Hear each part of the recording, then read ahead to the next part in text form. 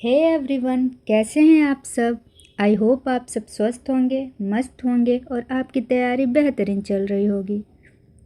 दोस्तों, जैसा कि आपको पता है कि ये श्रृंखला चल रही थी NIOS ब्रिज कोर्स 2025 की, जो कि प्राइमरी स्कूलों में पढ़ा रहे बीएड शिक्षकों के लिए अनिवार्य रूप से 6 महीने का प्रशिक्षण कोर्स होने वाला है।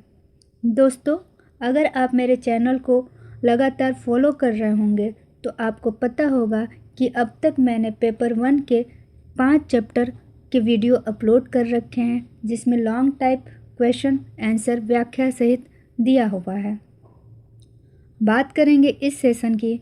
इस सेशन में हम क्या देखने वाले हैं, तो आज के इस वीडियो में हम चैप्टर 6 जो कि अवधारणा का निर्माण है, उसके जितने भी क्वेश्चन हैं प्रीवियस ईयर में आए हुए, उनके बारे में बात करेंगे, उनको समझेंगे और बहुत आराम से सारे क्वेश्चन करेंगे।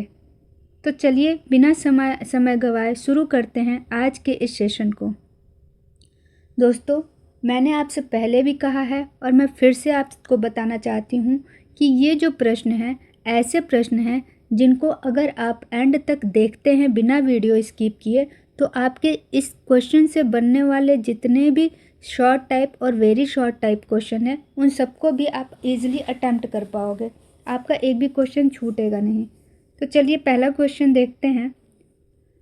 क्वेश्चन नंबर 1 है, अवधारणा से आप क्या समझते हैं। अवधारणा के निर्माण की प्रक्रिया को उदाहरण सहित समझाइए तथा प्रभावित करने वाले कारकों का भी वर्णन कीजिए। चलिए देखते हैं उत्तर। मानव का संपूर्ण ज्ञान अनुभवों पर आधारित होता है। बालक अपने चारों ओर की वस्तुओं, व्यक्तियों, घटनाओं और परिस्थितियों को समझने का प्रयास करता है। इस समझ की प्रक्रिया में वह वस्तुओं की समानताओं और विभिन्नताओं के आधार पर उन्हें एक वर्ग में रखता है। इस वर्गीकरण की मानसिक प्रक्रिया से अवधारणा का निर्माण होता है। शिक्षा के क्षेत्र में अवधारणा का निर्माण अत्यंत महत्वपूर्ण माना जाता है, क्योंकि बिना स्पष्ट अवधारणा के न तो अधिगम संभव है और न ही ज्ञान का अस्थायी विकास। चलिए समझते हैं इसको। दोस्तों, अगर किसी के पास किसी भी वस्तु या किसी भी पर्टिकुलर विषय को लेके कोई कॉन्सेप्ट नहीं होगा, तो कभी भी बालक या कोई भी व्यक्ति उस चीज़ के बारे में जानने में सक्षम नहीं हो पाएगा। ना तो कोई अधिगम होगा, कोई लर्निंग नहीं होगी और ना ही उसका अधिगम स्ट्रांग हो पाएगा। आगे बात करते हैं अवधारणा का अर्थ। अवधारणा किसी वर्ग, वस्तु, व्यक्ति या घटना के बारे में मन में बनने वाली वह सामान्य मानसिक छवि है जो उसकी प्रमुख और समान विशेषताओं के आधार पर निर्मित होती है। दोस्तों, अगर किसी भी वस्तु, व्यक्ति या घटना को देख के आपके मन में जिस प्रकार की छवि बनती है या जिस प्रकार के विचार उत्पन्न होते हैं, जो उस पर्टिकुलर स्थान या पर्टिकुलर व्यक्ति या पर्टिकुलर घटना से संबंधित होते हैं, तो ऐसे जो छवि, मानसिक छवि बनती है, उन्हीं को हम अवधारणा कहते हैं। सरल शब्दों में समान गुणों वाली वस्तुओं या अनुभव का मानसिक सामान्यकरण ही अवधारणा कहलाता है। यानी कि अगर आपने कोई वस्तु देखी और उस वस्तु के बारे में अपनी राय, और वह राय जो कि लगभग सारे व्यक्ति एक जैसी माने, जैसे आपने अगर बिल्ली देखी और आपने सोचा कि हाँ, इसके 4 पैर हैं, हाँ ये क्या काली रंग की है, ठीक है, इसकी आँखें हैं जो कि चमकीली हैं, तो आपने उस बिल्ली के बारे में अपना कॉन्सेप्ट डेवलप किया। तो उस पर्टिकुलर बिल्ली जो कि आपने देखा, आपकी कक्षा में कोई और देखता है या फिर आपके आस पड़ोस में कोई और देखता है, तो सभी व्यक्ति, सभी बच्चों का सेम कॉन्सेप्ट डेवलप्ड होगा उस बिल्ली को देख के। तो इसे ही हम अवधारणा कह सकते हैं। इसमें उदाहरण एक और देते हैं। जब बालक कुत्ता, बिल्ली, गाय और घोड़े को देखकर यह समझ लेता है कि ये सभी जानवर हैं, तो उसके मन में जानवर की अवधारणा का निर्माण होता है।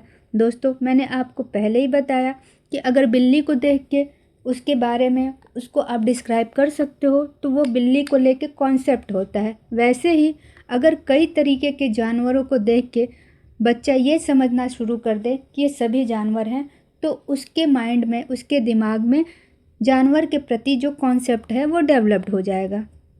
चलिए देखते हैं अवधारणा के निर्माण की प्रक्रिया। अवधारणा का निर्माण एक क्रमिक और मानसिक प्रक्रिया है। यह प्रक्रिया बाल्यावस्था से प्रारंभ होकर अनुभवों के साथ परिपक्व होती है। इसके प्रमुख चरण निम्नलिखित हैं। दोस्तों, तो आपको पता ही होगा कि जो अवधारणा है एक क्रमिक और मानसिक प्रक्रिया है और यह बाल्यावस्था से शुरू होती है और यह हमेशा बनती रहती है। ऐसा नहीं है कि अगर एक अवस्था पे आप पहुंच गए तो आप किसी भी चीज़ के लिए कॉन्सेप्ट फॉर्मेशन नहीं कर पाओगे। किसी भी अवस्था में आप नई चीज़ देखते हो, नई चीज़ों को सीखते हो, तो उसके बारे में, उस पर्टिकुलर चीज़ के बारे में आपका कॉन्सेप्ट डेवलप्ड होता है। तो यह एक क्रमिक प्रक्रिया है और निरंतर चलती रहती है, हम इसको ऐसे कह सकते हैं। इसके प्रमुख चरण निम्नलिखित हैं। पहला, अनुभव का चरण। अवधारणा निर्माण का पहला चरण प्रत्यक्ष अनुभव है। बालक विभिन्न वस्तुओं को देखता, छूता और अनुभव करता है। उदाहरण, बालक सेब, केला, आम और संतरा देखता है। दोस्तों, अनुभव का चरण हमें यह बतलाता है कि सामने जो भी व्यक्ति, वस्तु या चीज़ है, हम उसको देखते हैं, हमारे सामने वो प्रत्यक्ष रूप से दिखता है, हम उसे छू सकते हैं, उसको महसूस कर सकते हैं। तो ऐसी सारी चीज़ों को हम ये कहते हैं कि यह अनुभव द्वारा कॉन्सेप्ट बिल्डिंग है, यानी कि इसका कॉन्सेप्ट, इसकी अवधारणा का निर्माण हमने अपने अनुभव के द्वारा किया है। जैसे अगर हमारे सामने भिन्न भिन्न प्रकार की चीज़ें रखी हों, केला रखा हो, टेबल में रखा हो, मेज़ रखा हो, बच्चा उसको छूता है, उसको महसूस करता है, उसको देखता है, तो वह उसके बारे में अपनी राय बनाता है। तो यह हो गया अनुभव का चरण। नेक्स्ट देखते हैं अवलोकन का चरण। इस चरण में बालक वस्तुओं को ध्यानपूर्वक निरीक्षण करता है और उनकी विशेषताओं पर ध्यान देता है। दोस्तों, इस चरण में बालक का जो पूरा फोकस होता है वह ऑब्जर्वेशन पे होता है। वह किसी भी वस्तु को बहुत ध्यान से देखता है, उसके गुणों, उसकी विशेषता, उसकी कमी, उसके दोष, सबको बहुत ध्यान से देखता है, बारीकी से समझने का प्रयास करता है। जैसे फल मीठे होते हैं, खाने योग्य होते हैं और पेड़ों पे उगते हैं। दोस्तों, अगर बच्चे के घर के आसपास किसी फल का पेड़ है तो उसने उस फल के पेड़ को बहुत ध्यान से देखा, उस पेड़ के फल को खाया होगा और उसने यह देखा कि ये जो फल है इसको हम खाते हैं, अर्थात यह खाने योग्य है और यह पेड़ों पर उगता है।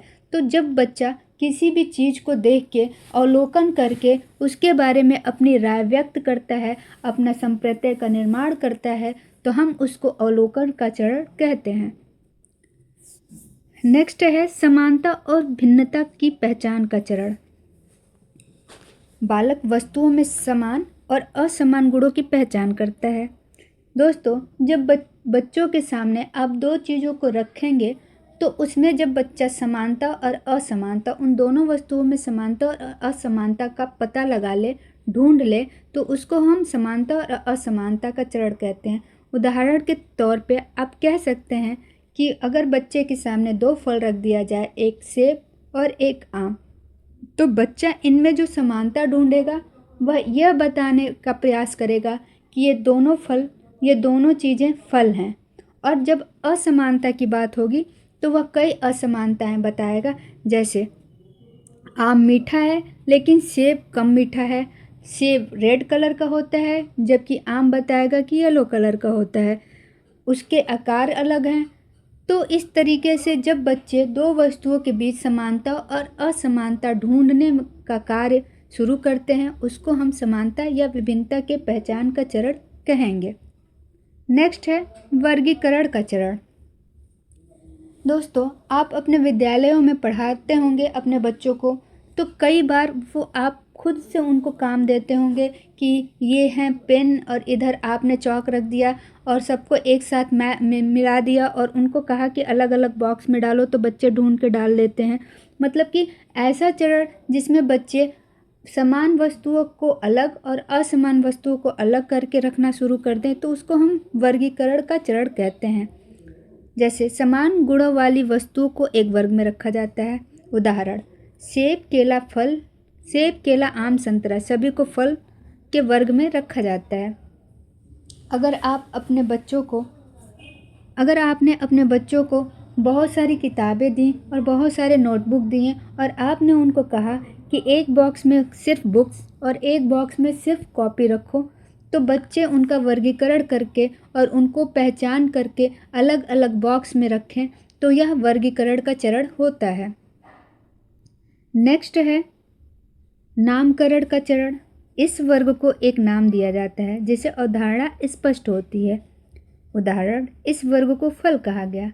दोस्तों, नामकरण का चरण यानी कि अगर बहुत सारी वस्तुओं को एक नाम दे दिया गया और उससे बस बालक के मन में उस पर्टिकुलर चीज़ के प्रति जो अवधारणा उत्पन्न होती है या जो कॉन्सेप्ट बिल्ड होता है, उसको हम नामकरण का चरण कहते हैं। जैसे आपने अपनी कक्षा के बालकों को बहुत सारे फल दिए, आम, केला, सेब, और इन सबको नाम दिया फल, तो बच्चा उसको फल नाम से पहचानेगा। यानी कि अब जब भी वो इस तरीके की चीज़ें देखेगा तो वह जान जाएगा कि यह फल है। नेक्स्ट है सामान्यीकरण का चरण। बालक यह समझ लेता है कि इस वर्ग के सभी वस्तुओं में भी कुछ सामान्य गुण हैं। दोस्तों, जब बच्चों के सामने ढेर सारे फल आप रखेंगे तो उसमें वो जनरलाइजेशन ढूंढेगा कि इसमें जनरल चीज़ क्या है। जैसे अगर बहुत सारे फल एक साथ टेबल पर रख दिए जाए तो बच्चा यह कह सकता है कि यह सभी फल हैं, यह सभी खाने योग्य हैं, यह सभी मीठे हैं। अगर मीठे फल होंगे तो वो कह सकता है कि ये सभी मीठे हैं और यह पोषण देते हैं। नेक्स्ट है अनुप्रयोग का चरण। अंतिम चरण में बालक इस अवधारणा के नए अनुभव में प्रयोग करता है। यह अनुप्रयोग का चरण है जब बच्चा अपनी अवधारणा का प्रयोग करके कुछ सीखता है। जैसे जब वह पहली बार अनार देखता है तो उसे भी फल की श्रेणी में रख देता है। एक और सरल उदाहरण, यदि बालक विभिन्न प्रकार की कुर्सियाँ, मेजें, अलमारियाँ देखता है तो वह समझ लेता है कि ये सभी फर्नीचर हैं, तो उसके मन में फर्नीचर की अवधारणा का निर्माण होता है। दोस्तों, अनुप्रयोग का चरण एक ऐसा चरण है जब बच्चा अपने जो पुराने ज्ञान है उसका प्रयोग करते हुए जब उससे सिमिलर चीज़ें उसके सामने रखी जाए तो वह अपने आप अपने पुराने कॉन्सेप्ट को जोड़ते हुए नया कॉन्सेप्ट उस पर्टिकुलर चीज़ के बारे में बना लेता है। जैसे बच्चे के सामने आपने कई तरीके के फल रखे, लेकिन पहले आपने कभी अनार उसको नहीं दिखाया था। अब जब आप अपने स्कूल के बच्चे के सामने अनार लाते हैं तो वह उसको देखता और उसको अपने पूर्व ज्ञान से जोड़ते हुए समझ लेता है कि यह भी फल है। या बच्चे अगर अपने स्कूल में टेबल, मेज आदि देख के समझते हैं कि ये फर्नीचर है, तो जब आप उसके सामने कोई फर्नीचर का सामान जैसे अलमीरा लाते हैं तो वह उसका कॉन्सेप्ट भी बना लेता है कि यह फर्नीचर है। आगे देखिए, शिक्षा में अवधारणा निर्माण का महत्व। अवधारणा निर्माण से पहला बालक का संज्ञानात्मक विकास होता है। दोस्तों, आपको पता ही होगा कि अगर कोई भी चीज़ बालक के मानसिक बुद्धि को प्रभावित करता है तो उसके संज्ञानात्मक विकास से जुड़ा होता है। सोचने और तर्क करने की क्षमता विकसित होती है। जैसा कि मैंने आपको पहले ही बताया है कि अगर आप बच्चे के सामने कई तरीके के फल रखते हैं और उसके सामने कोई नया फल इंट्रोड्यूस करते हैं तो अपने पूर्व ज्ञान से जोड़ते हुए उसके बारे में कॉन्सेप्ट डेवलप्ड करते हुए उसको सोच के उसके बारे में तर्क करके वह इस बात तक पहुंच पाता है और निष्कर्ष निकालता है कि यह भी फल है। तो इस तरीके से उसके सोचने और तर्क करने की क्षमता भी विकसित होती है। नेक्स्ट है अधिगम अस्थायी और अर्थपूर्ण बनता है। जब बच्चा अनुप्रयोगों के माध्यम से, तर्क के माध्यम से, अपनी सोच की क्षमता से कोई चीज़ प्राप्त करता है तो उस समय उसका अधिगम और भी ज़्यादा स्ट्रांग हो जाता है। फोर्थ, समस्या समाधान की क्षमता बढ़ती है। दोस्तों, जब बच्चा लगातार अपने आप किसी चीज़ को ढूंढने का प्रयास करता है तो उस तरीके से उसके सोचने समझने की क्षमता बढ़ती है और उसके समस्या समाधान की भी क्षमता बढ़ने लगती है। अगला देखते हैं अवधारणा के निर्माण को प्रभावित करने वाले कारक। अवधारणा के निर्माण को प्रभावित करने वाले कारक। अवधारणा का निर्माण एक मानसिक एवं संज्ञानात्मक प्रक्रिया है जो अनेक आंतरिक और बाह्य कारकों से प्रभावित होती है। प्रत्येक बालक में अवधारणा का विकास समान नहीं होता क्योंकि उसकी क्षमता, अनुभव और वातावरण भिन्न होते हैं। अवधारणा निर्माण को प्रभावित करने वाले कारक निम्नलिखित हैं। दोस्तों, जैसा कि आपको पता है कि आपकी कक्षा का प्रत्येक बच्चा इंडिविजुअल है। उसकी बौद्धिक क्षमताएं अलग हैं, उसकी सोचने की क्षमता अलग है और ये सारी चीज़ें कहीं ना कहीं उसके कॉन्सेप्ट डेवलपमेंट को भी प्रभावित करती हैं। चूँकि प्रत्येक बालक की अलग क्षमता होती है, उसके अनुभव अलग होते हैं और वह भिन्न भिन्न वातावरण से आता है, तो यह सारी चीज़ें अवधारणा निर्माण को भी प्रभावित करती हैं। आइए देखते हैं कौन कौन से फैक्टर हैं जो कॉन्सेप्ट बिल्डिंग को प्रभावित करते हैं। फर्स्ट है आयु और परिपक्वता। बालक की आयु, मानसिक परिपक्वता और धारणा निर्माण को प्रभावित करती है। जैसे जैसे बालक की आयु बढ़ती है, उसकी सोच अधिक तर्कपूर्ण और अमूर्त होती जाती है। छोटे बालक ठोस अवधारणाएं आसानी से समझते हैं, जबकि बड़े बालक अमूर्त अवधारणाएं भी ग्रहण कर लेते हैं। दोस्तों, आपने अब तक पढ़ा होगा सामाजिक विकास, संज्ञानात्मक विकास, ये सारे विकास के चरण आपने पढ़े, उसको प्रभावित करने वाले फैक्टर भी आपने पढ़े। तो जैसे आपने पिछली कक्षाओं में पढ़ा था विकास, वैसे ही कॉन्सेप्ट निर्माण में जो कॉन्सेप्ट बिल्डिंग है उसको भी प्रभावित करने वाले वैसे ही कारक होंगे, जैसे कि आयु और परिपक्वता। आप किसी 2 वर्ष के बालक को साइकिल चलाना नहीं सिखा सकते हैं या साइकिल चलाने का कॉन्सेप्ट नहीं बता सकते हैं। वह बच्चा भले सुन ले, लेकिन वह उसको उतना नहीं समझ पाएगा जितना एक 10 वर्ष का या 8 वर्ष का बालक समझ सकता है। तो कॉन्सेप्ट फॉर्मेशन जो है वो आयु पे निर्भर करता है। जो छोटे बच्चे होते हैं उनका कॉन्सेप्ट फॉर्मेशन ठोस वस्तुओं पे ज़्यादा डिपेंडेंट होता है। जैसे जो छोटे बच्चे होते हैं उनको अगर आप पेन दिखाते हैं, वो उसको छू सकते हैं, उसको महसूस कर सकते हैं, उसको देख सकते हैं, तो उस पेन के प्रति अपनी अवधारणा को बहुत जल्दी निर्मित कर पाएंगे। लेकिन अगर कोई एब्स्ट्रैक्ट चीज़ के बारे में आप उनसे बात करते हैं, कोई अमूर्त चीज़ के बारे में बात करते हैं, अगर आप उनसे कहेंगे कि बताओ भावनाएं क्या होती हैं या भावनाओं के बारे में बताएंगे, तो वह बच्चा उतने अच्छे से नहीं समझ पाएगा क्योंकि इमोशंस एब्स्ट्रैक्ट होते हैं। लेकिन जैसे जैसे बच्चा बड़ा होता है, परिपक्व होता है, उनकी थिंकिंग एब्स्ट्रैक्ट होती जाती है। वह आसानी से अमूर्त चीज़ों के बारे में कॉन्सेप्ट फॉर्मेशन करना शुरू कर देते हैं और अमूर्त चीज़ों की अवधारणाएं भी ग्रहण करना आरंभ कर देते हैं। सेकंड है बुद्धि, यानी कि इंटेलिजेंस। बुद्धि का स्तर अवधारणा निर्माण में महत्वपूर्ण भूमिका निभाता है। उच्च बुद्धि वाले बालक वस्तुओं की समानता, भिन्नता की शीघ्र पहचान कर लेते हैं, जिससे अवधारणा का निर्माण तेजी से होता है। दोस्तों, जिस बच्चे की बुद्धि तीव्र होती है वह जल्दी ही चीज़ों को सीखना आरंभ करते हैं और वह शीघ्र ही उसको सीख लेते हैं, जबकि थोड़ी सी निम्न बुद्धि के बालक होते हैं, उनके अवधारणाओं का निर्माण धीमी गति से होता है। नेक्स्ट है अनुभव।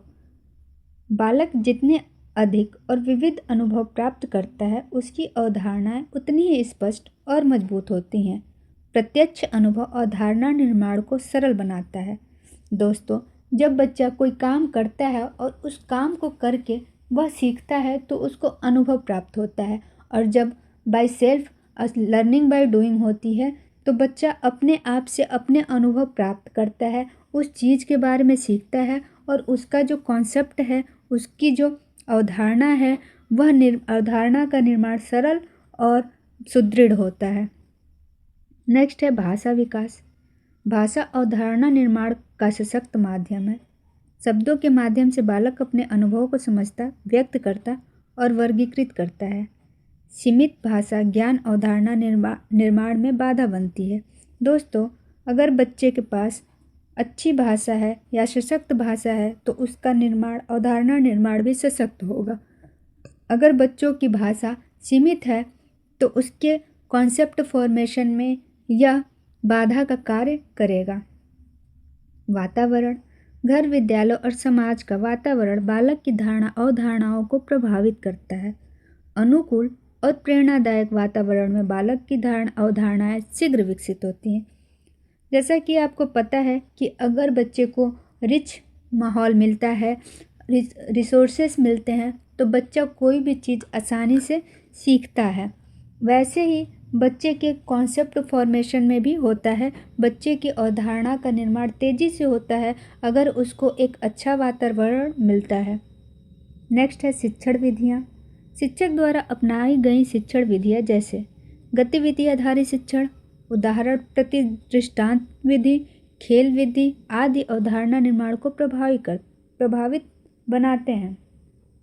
दोस्तों, अगर आप अपनी कक्षा में अच्छी शिक्षण विधियाँ जैसे कि learning by doing, activity based learning इत्यादि या खेल के माध्यम से अधिगम इत्यादि का प्रयोग करेंगे तो बच्चा इसमें पूर्णतः इंगेज होगा।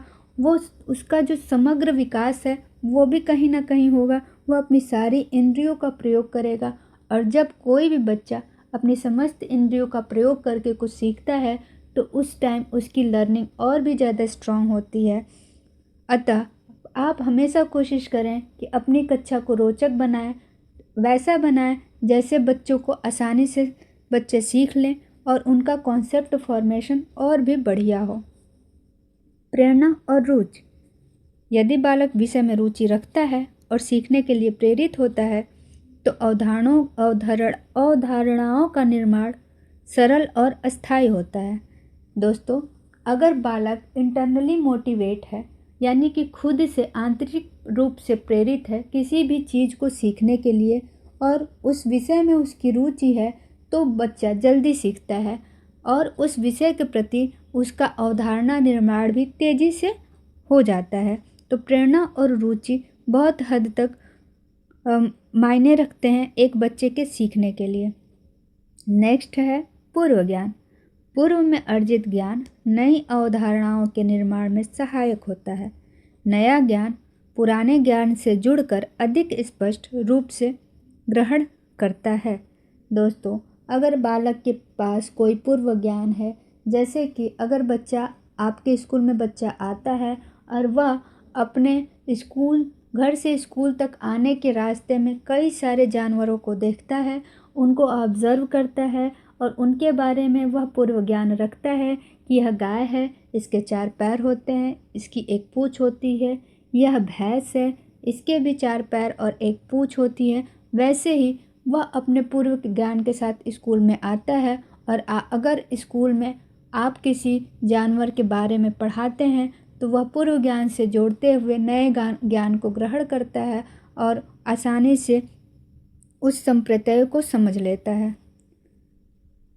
नेक्स्ट है सामाजिक एवं सांस्कृतिक कारक। बालक जिस समाज और संस्कृति में रहता है वही उसकी सोच और अवधारणाओं को दिशा देती है, यानी कि कहीं ना कहीं बालक का सामाजिक और सांस्कृतिक परिवेश भी उसके कॉन्सेप्ट फॉर्मेशन में एक अहम भूमिका निभाते हैं। अगला है भावनात्मक स्थिति। बालक की भावनात्मक स्थिति भी अवधारणा निर्माण को प्रभावित करती है। भय, तनाव या असुरक्षा की स्थिति में सीखने की प्रक्रिया बाधित होती है। दोस्तों, अगर कोई भी बच्चा इमोशनल रूप से नॉर्मल रहे या स्ट्रांग रहे तब उसके सीखने की गति बहुत अच्छी होती है। अगर कोई बच्चा भयभीत हो, डरा रहे, आपकी कक्षा में बात न करे तो उसके मन में जितने भी प्रश्न उठ रहे होंगे किसी भी सब्जेक्ट को लेके या किसी भी टॉपिक को लेके, वो आपसे कभी प्रश्न नहीं पूछेगा और जब तक वह प्रश्न नहीं पूछेगा उसका कॉन्सेप्ट क्लियर नहीं होगा। अतः बालक की भावनात्मक स्थिति का मजबूत होना बहुत हद तक प्रभावी होता है। तो ये रहा पहले क्वेश्चन का आंसर। क्वेश्चन नंबर 2 कह रहा है कि ब्रूनर के अवधारणा निर्माण सिद्धांत का वर्णन कीजिए। विद्यालय शिक्षा में अवधारणा निर्माण का महत्व बताइए। दोस्तों, सबसे पहला प्रश्न तो यही बनता है कि आखिर हम अवधारणा निर्माण पढ़ क्यों रहे हैं। तो इसका यह सबसे बेस्ट आंसर है कि विद्यालय शिक्षा में अवधारणा निर्माण का कुछ न कुछ तो महत्व होता है। इस आंसर में हम यही बात करेंगे। तो सबसे पहले देखते हैं ब्रूनर का अवधारणा निर्माण सिद्धांत। जेरोम एस ब्रूनर एक प्रसिद्ध संज्ञानात्मक मनोवैज्ञानिक थे। उन्होंने सीखने को एक सक्रिय मानसिक प्रक्रिया माना। उनके अनुसार बालक केवल जानकारी को रटता नहीं, बल्कि वह अनुभवों के आधार पर अवधारणाओं का स्वयं निर्माण करता है। इसी विचार को अवधारणा निर्माण सिद्धांत भी कहते हैं। दोस्तों, जेरोम एस ब्रूनर जो कि एक संज्ञानात्मक मनोवैज्ञानिक थे, और आपने देखा होगा कि जितने भी संज्ञानात्मक मनोवैज्ञानिक हैं वह बच्चे को एक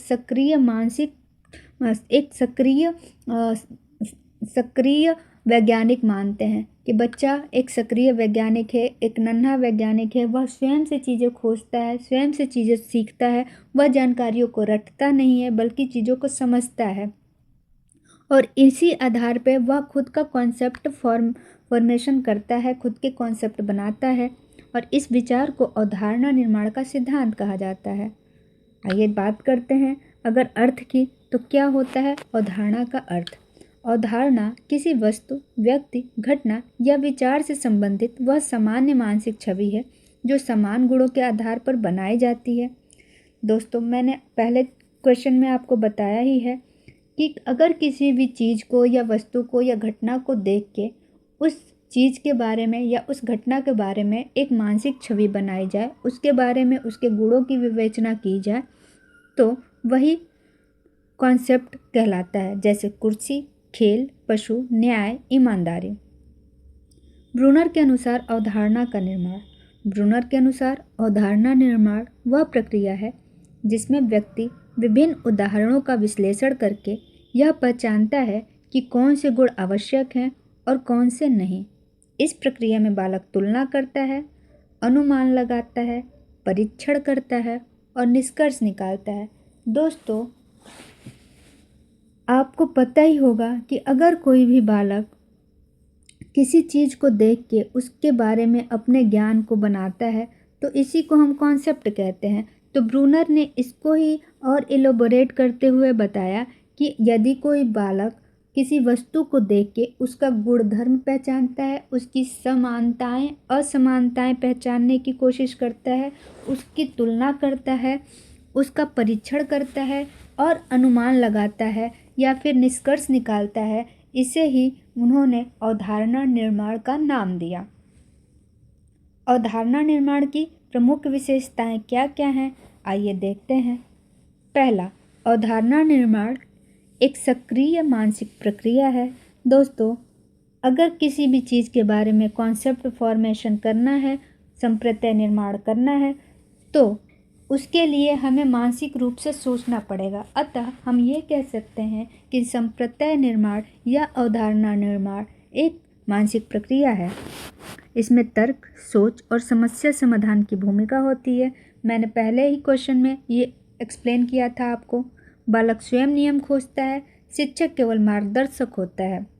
सीखना, खोज, डिस्कवरी लर्निंग पर आधारित होती है। अवधारणा निर्माण की प्रक्रिया यानी कि क्या क्या स्टेप्स हैं, देखते हैं। ब्रूनर ने अवधारणा निर्माण की प्रक्रिया को निम्न चरणों में बताया है। पहला, उदाहरणों का प्रस्तुतिकरण। बालक के सामने अवधारणा से संबंधित विभिन्न उदाहरण प्रस्तुत किए जाते हैं, जैसे त्रिभुज की अवधारणा के लिए विभिन्न प्रकार के त्रिभुज। दोस्तों, आप अपने विद्यालयों में पढ़ा रहे होंगे और मैथ किट का प्रयोग कर रहे होंगे।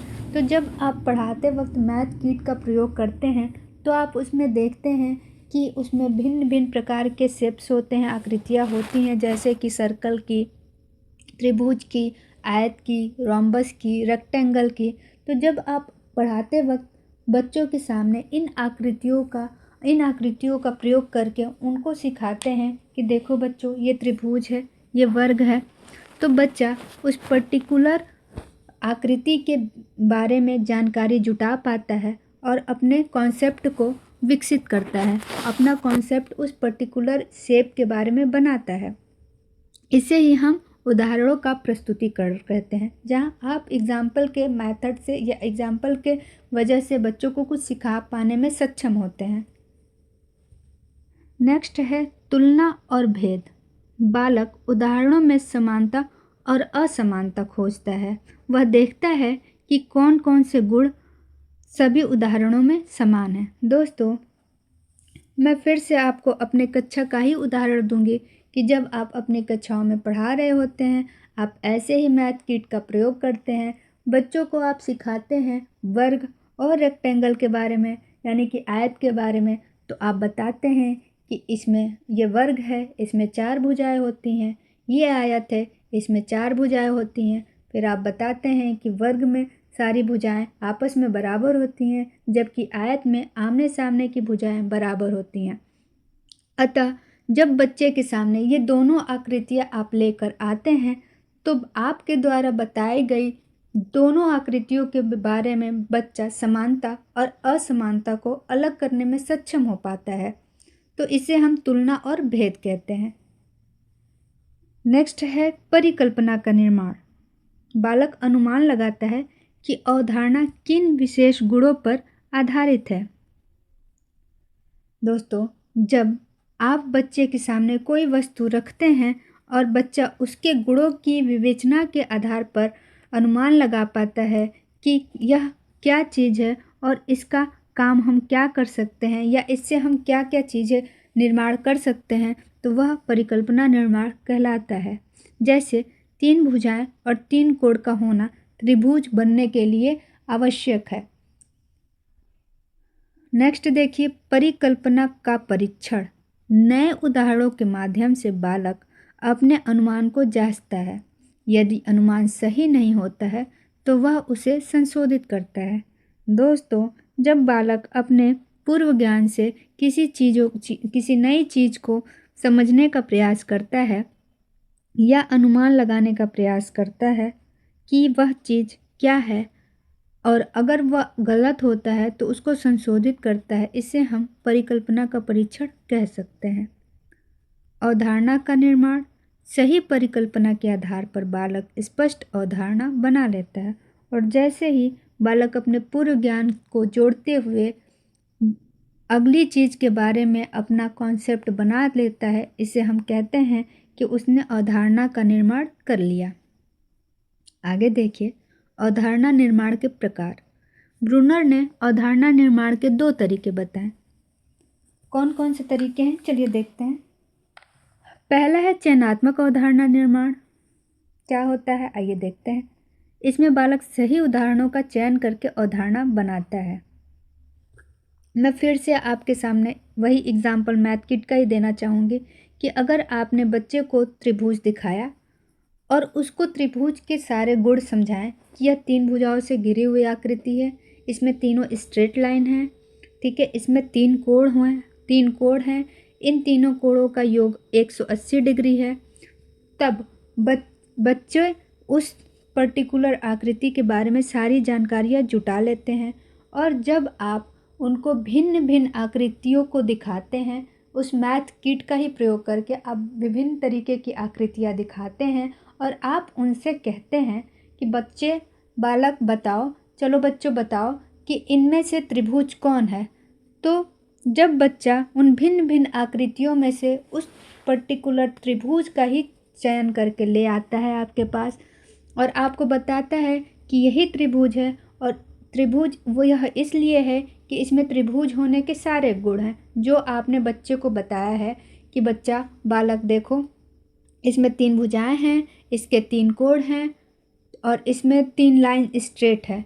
तो आपको बच्चा बताएगा कि हाँ ये सारे गुण इसमें हैं, इसलिए यह त्रिभुज है, यानी कि उन सारी आकृतियों में से वह चयन करने में सक्षम हो जाता है। इसे ही हम चयनात्मक अवधारणा निर्माण कहते हैं।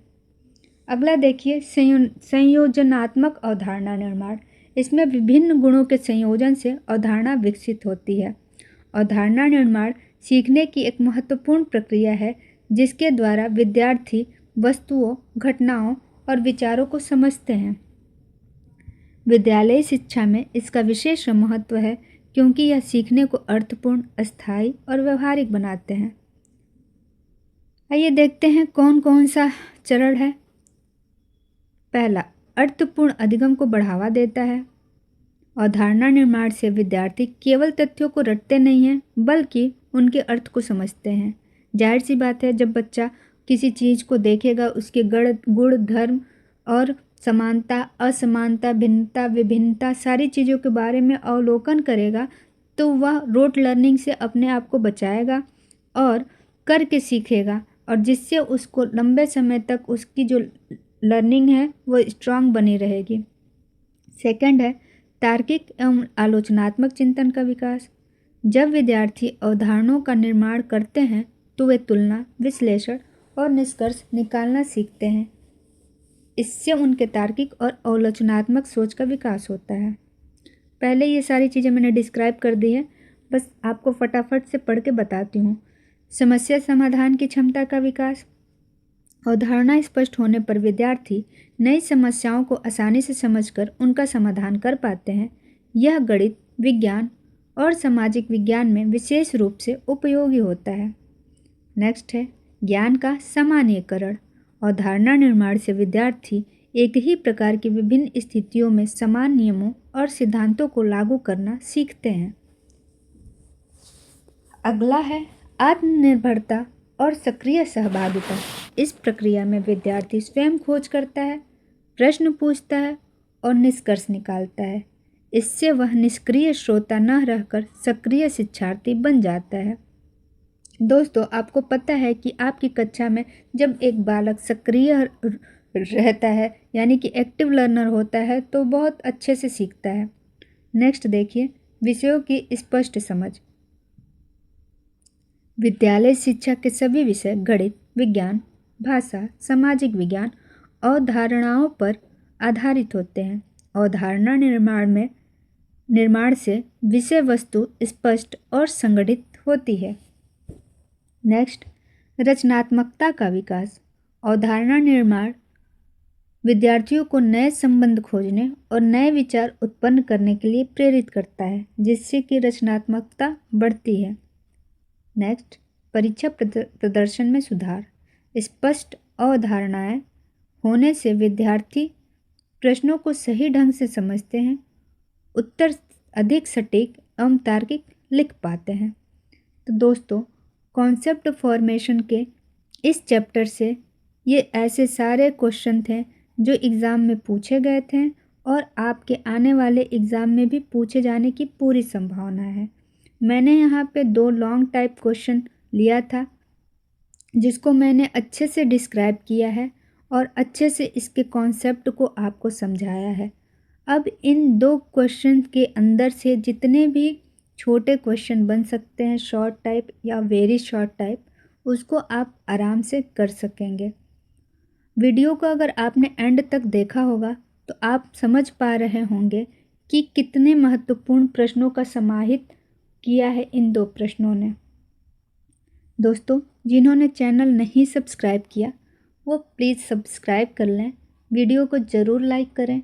आपका एक लाइक मुझे मोटिवेट करता है आपके लिए ऐसे ही मेहनत से वीडियो बनाने के लिए। अपने दोस्तों को भी शेयर किया करें और रोज़ ध्यान से एक एक वीडियो पढ़ा करें, जिससे कि आपकी एग्ज़ाम से पहले आपकी तैयारी बिल्कुल अच्छी हो सके। मिलते हैं अगले वीडियो में जल्दी। तब तक के लिए अपना और अपनों का ख्याल रखिए, पढ़ते रहिए। मिलते हैं नेक्स्ट वीडियो में। तब तक के लिए टेक केयर, बाय बाय।